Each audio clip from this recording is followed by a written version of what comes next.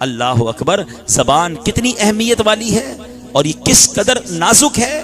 سرکار دو عالم علیہ الصلوۃ والسلام فرماتے بندہ زبان سے بھلائی کا ایک کلمہ نکالتا ہے، حالانکہ وہ اس کی قدر و قیمت نہیں جانتا، تو اس کے باعث اللہ عز و جل قیامت تک اپنی رضامندی لکھ دیتا ہے۔ یعنی بندے کو پتہ نہیں ہوتا مگر زبان سے ایک ایسا پیارا جملہ نکل جاتا ہے، اللہ کی فرما برداری والی ایسی بات نکل جاتی ہے کہ اللہ قیامت تک اپنی رضا لکھ دیتا ہے۔ یہ تو بڑی اچھی بات ہے، لیکن آگے فرمایا اور بے شک بندہ اپنی زبان سے ایک برا کلمہ نکالتا ہے اور اس کی حقیقت نہیں جانتا تو اللہ اس کی بنا پر اس کے لیے قیامت تک اپنی ناراضگی لکھ دیتا ہے۔ اب یہ دونوں چیزوں کو یاد رکھیے، بری بات کبھی کبھی ایسی نکل جاتی ہے کہ اللہ ہمیشہ کے لیے ناراض ہو جاتا ہے، تو اچھی بات نکلنے کی کس کی امید زیادہ؟ جو اچھی باتیں کرتا ہو، اچھی محفل میں بیٹھتا ہو، اللہ رسول کا ذکر کرتا ہو، تو انشاءاللہ امید ہے اس کی زبان سے کوئی اچھا جملہ نکل جائے گا۔ جو سارا دن بے حیائی کی باتیں کرتا ہو، گالی گلوچ، غیبت، دل آزاریاں، ابے تبے، تو تڑاک، مذاق مستی، لوگوں کا دل دکھانا، تو اس کی زبان سے تو ہو سکتا ہے بہت سارے برے جملے نکل جائیں۔ تو زبان بڑی نازک ہے۔ نبی پاک علیہ الصلوۃ والسلام فرماتے ابن آدم کی اکثر خطائیں اس کی زبان سے سرزد ہوتی ہیں۔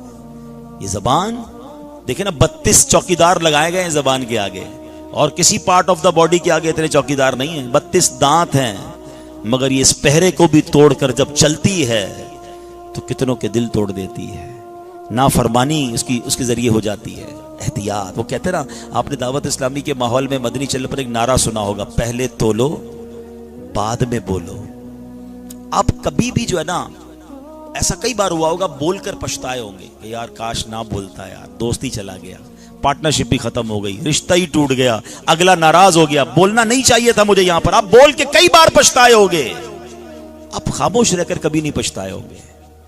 کہتے ہیں نا، ایک چپ 100 سخ، مگر چپ ہے ہی نہیں۔ ہم تو کہتے ہیں میں تو جواب دوں گا، میں تو بتاؤں گا میں کون ہوں، اور اتنا بولتے ہیں کہ نہ جانے کیا کیا بول جاتے ہیں۔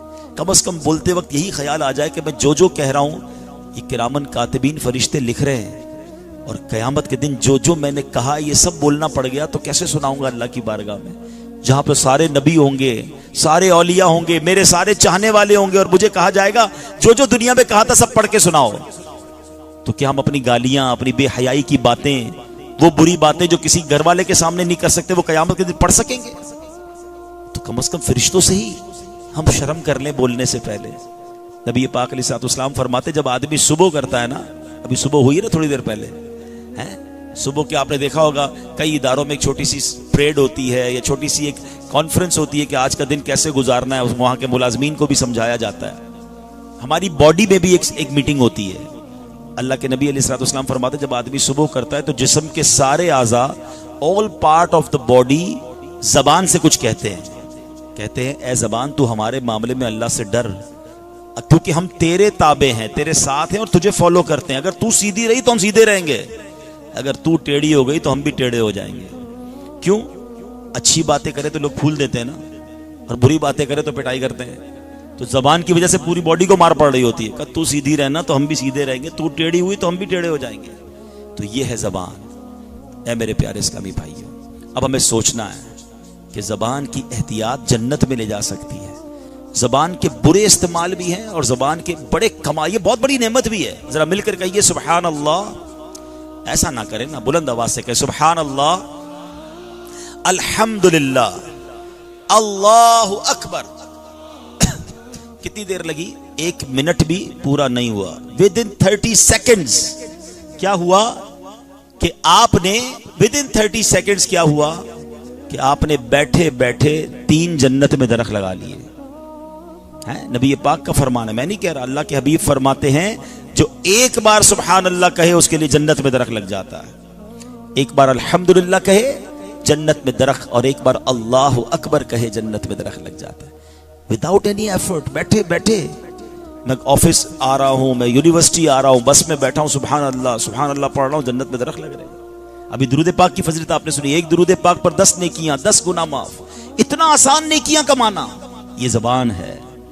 سبحان اللہ۔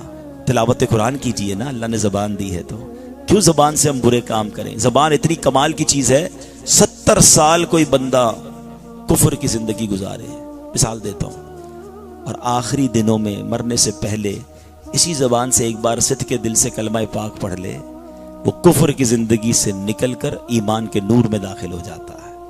آپ سوچئے اس زبان سے کتنی بڑی نعمت مل سکتی ہے۔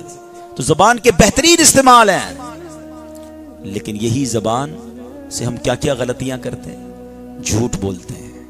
حدیث پاک میں آتا ہے جو ایک بار بندہ جھوٹ بولتا ہے اس کے منہ سے اتنی بدبو نکلتی ہے کہ فرشتہ رحمت کا 1 میل دور چلا جاتا ہے۔ اچھا، ہم میں سے کئی لوگ کہتے ہیں گھر میں برکت نہیں، کاروبار میں برکت نہیں۔ جناب جھوٹ بول بول کر رحمت کے فرشتے کتنا دور کر دیے۔ اسی زبان سے غیبت کرتے ہیں۔ غیبت یہ جہنم میں لے جانے والا کام، اور حدیثوں میں آتا ہے یہ، بلکہ قرآن بھی کہتا ہے کہ یہ اپنے مردہ بھائی کے گوشت کھانے کے مترادف ہے۔ لیکن آج غیبت ہے کس کو؟ اچھا یاد رکھیں، غیبت سچ کو کہتے ہیں۔ کسی بھائی میں کوئی برائی ہے اور آپ اس کی پیٹھ پیچھے کر رہے ہیں، یہ غیبت ہے۔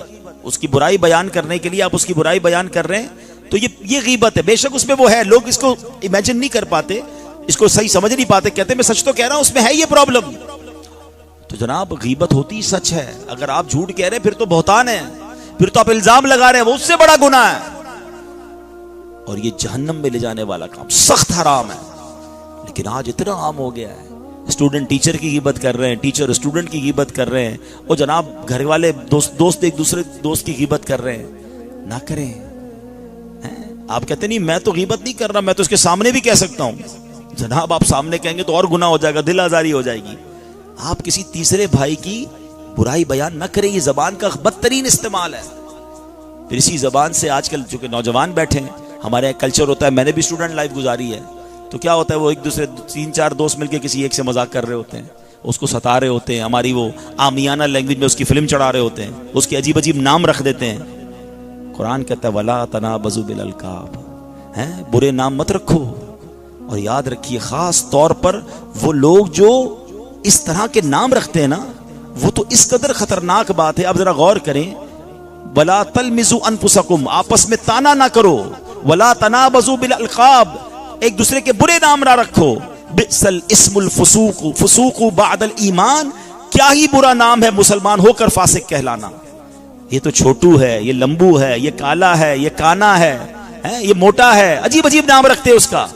اچھا دوست ہوتا ہے نا وہ ہنس بھی رہا ہوتا ہے، بلکہ معاذ اللہ دوستوں میں یہ بھی ہوتا ہے کہ بیچارہ کوئی اٹک اٹک کے بولتا ہے تو اس کو اسی طرح بول کے ستا رہے ہوتے ہیں، اسی کے انداز میں گفتگو کر کے اس کو ستا رہے ہوتے ہیں، اس کے انداز میں چل کے بتا رہے ہوتے ہیں کہ یہ سیدھا ہو کے نہیں چل سکتا۔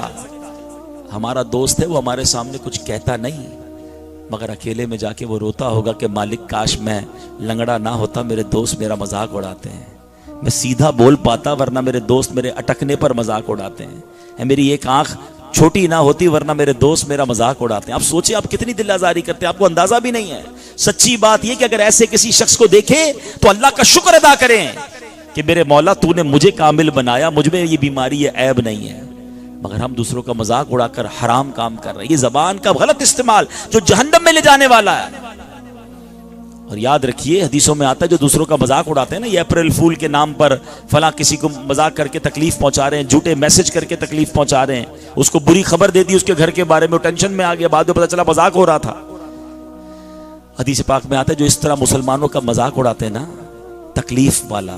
دیکھیں مذاق اور مزاح میں فرق ہے، میرے آقا مزاح فرماتے تھے، وہ جائز ہے۔ مزاح کیا ہے؟ میں کوئی ایسی بات کروں جو سچی بات ہو اور آپ کے چہروں پہ مسکراہٹ آ جائے، اس میں کوئی حرج نہیں ہے۔ ایک بار سرکار دو عالم علیہ السلام کی بارگاہ میں ایک شخص آیا، ایک خاتون آئی، کہا حضور مجھے اونٹنی چاہیے۔ آپ نے فرمایا ہم تمہیں اونٹ کا بچہ دیں گے۔ وہ کہتی حضور میں آپ سے اونٹنی مانگ رہی ہوں، آپ اونٹ کا بچہ دیں گے؟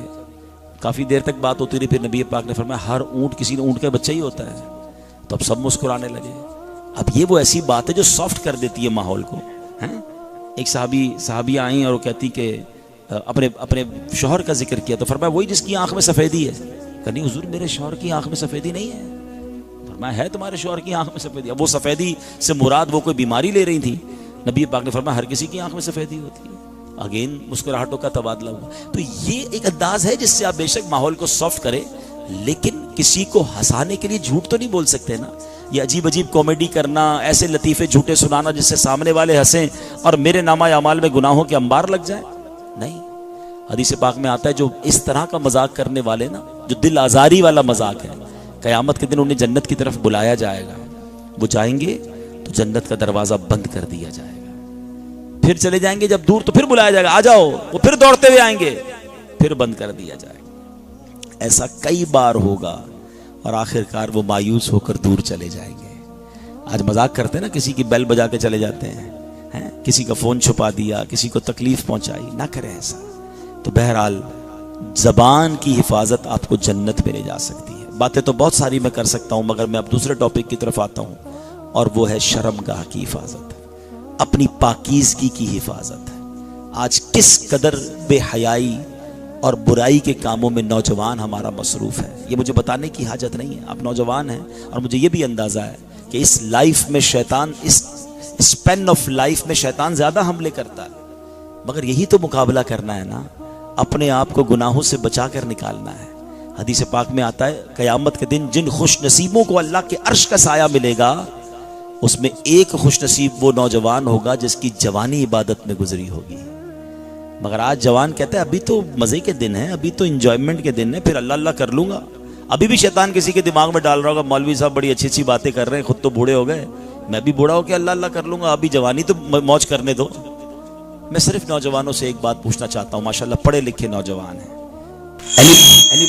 کوئی ہے یہاں پر ایسا جس کے پاس یہ گارنٹی ہو کہ وہ بڑھاپے تک زندہ رہے گا؟ Is there anybody here in this hall have a guarantee to live only for 1 month? 1 مہینے کی گارنٹی ہے. اچھا چلے یہ گارنٹی تو آپ کے پاس ہوگی کہ آپ کل تک زندہ رہیں گے. ماشاءاللہ سمجھدار ہیں, کسی ایک کے پاس بھی نہیں ہے. اس کا مطلب کیا ہوا؟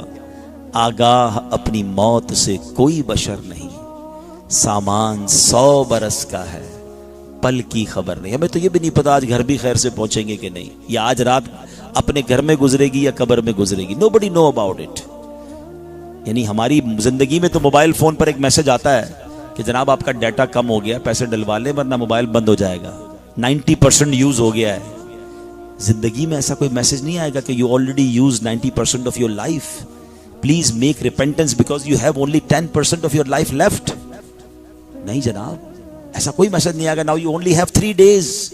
Make repentance, go to sajda, go to masjid, make please your Rabb Azza wa Jal. No message, even no message on the last day کہ today is your last day.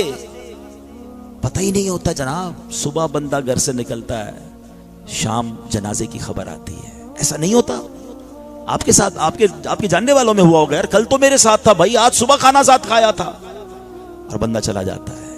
قبرستان تو گئے ہوں گے, قبرستان جائیں تو وہاں چیک کیا کریں, قبر پر مرنے والے کی عمر لکھی ہوتی ہے, پیدائش کا سال اور وفات کا سال. آپ کو 75 سال کے بزرگ کی قبر بھی ملے گی, 20 سال کے نوجوان کی قبر بھی ملے گی, 8-10 سال کے بچے چھوٹی قبریں بھی, بچوں کی قبریں بھی ملیں گی. تو اس کا مطلب کیا ہوا؟ We came in this dunya with one sequence. First of all, کون آیا تھا؟ My grandfather, then my father, then me, and then my children will come. یہ سیکوینس ہے نا. مگر جانے کا سیکوینس ہو یہ ضروری نہیں ہے. گرینڈ فادر دنیا میں موجود ہوتا ہے اور گرینڈ سن چلا جاتا ہے. باپ جوان بیٹے کا جنازہ اٹھاتے ہم نے دیکھا ہے. تو اس کا مطلب یہ ہوا کہ میں پھر کس بات کا انتظار کر رہا ہوں کہ نہیں جناب آخرت میں بڑھاپے میں جا کے توبہ کروں گا, ابھی موج مستی کروں, ابھی جو کرنا ہے کروں. نہیں, ابھی توبہ کرے, جنت میں جانا ہے نا. دنیا انشاءاللہ رب بہتر کر دے گا. اچھا ہو سکتا ہے کسی کے ذہن میں بات آ رہی ہو کہ جناب ہم تو سوچ رہے تھے کہ آج عبدالحبیب صاحب آئیں گے, ہم پہ اسپیچ کریں گے, دنیا کیسے گزارنی ہے, برائٹ فیوچر کیسے بنانا ہے وہ بتائیں گے. میں آپ کو صحیح بتاؤں, یہ جو فینومینا ہے نا کہ بھائی دین کے ساتھ ساتھ دنیا بھی اچھی کرنے کی کوشش کریں, میں آپ کو اس سے بھی آسان فارمولہ بتا دیتا ہوں. مجھے یہ بتائیں دنیا اور آخرت کا مالک کون ہے؟ اللہ ہے نا, رحمان الدنیا والآخرہ. آپ ایک کام کر لیں, اللہ کو راضی کر لیں, اللہ آپ کی دنیا بھی اچھی کر دے گا, آپ کی آخرت بھی اچھی کر دے گا. وہی دنیا کا مالک ہے, وہی آخرت کا مالک ہے. میں دو طرف محنت کرنے کی بجائے زندگی ایسے گزاروں کہ مالک راضی ہو جائے. رب راضی تو پھر سب راضی نا.